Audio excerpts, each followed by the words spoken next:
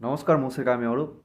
আমাদের ছোট্ট গ্রামের ছোট্ট শিল্প প্রদর্শনী আমাদের টিমের প্রচেষ্টায় আর আমাদের স্যার গৌরাদার পরিচালনায় এই অনুষ্ঠান অনুষ্ঠিত হয়।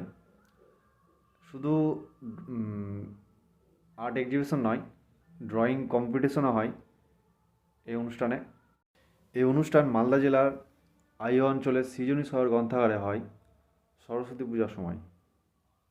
কিন্তু সরস্বতী পূজার সময় এবার আমাদের অনুষ্ঠান হয়নি, কারণ সৃজনী শহর গ্রন্থাগার থেকে আমরা অনুমতি পাইনি করোনার জন্য। কিন্তু আমরা এই অনুষ্ঠান করব, অবশ্যই করব। সেটা হবে মার্চের দিকে বা এপ্রিলের দিকে।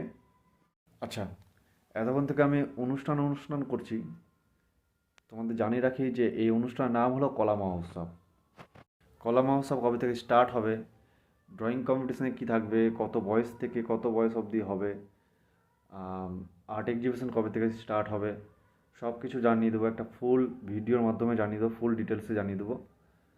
তো গতবারের কিছু আর্ট এক্সিবিশন হলের ছবি আছে, তো সেগুলোই দেখি চলো।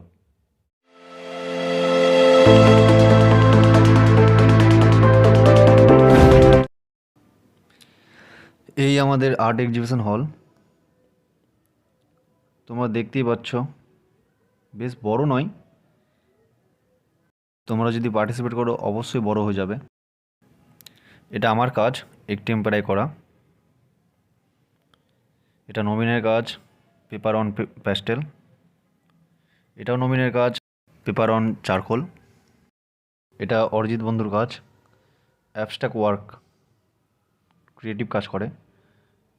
এটাও নবীনের কাজ পেন অন পেপার। এটা আমার কাজ পেন্সিল অন পেপার, অনেক দিনের কাজ, এটা ক্লাস 9-এর। এটা গোপালের কাজ স্যান্ড পেন্টিং। এটা প্যাস্টেল অন পেপার ওয়ার্ক। এটা আমার ক্লে মডেলিং। এটাও ওয়াটার কালার।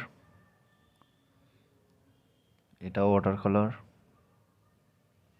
এটা খুব সুন্দর কাজ। ড্রয়িং কম্পিটিশনে অংশগ্রহণকারীদের কিছু ছবি।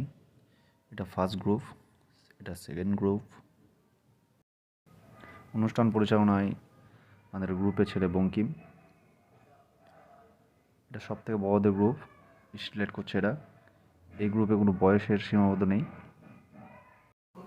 আমাদের কলা মহোৎসবের মোমেন্টও আমরা হাতে তৈরি করেই দিই, দেখতেই পাচ্ছ তৈরি হচ্ছে।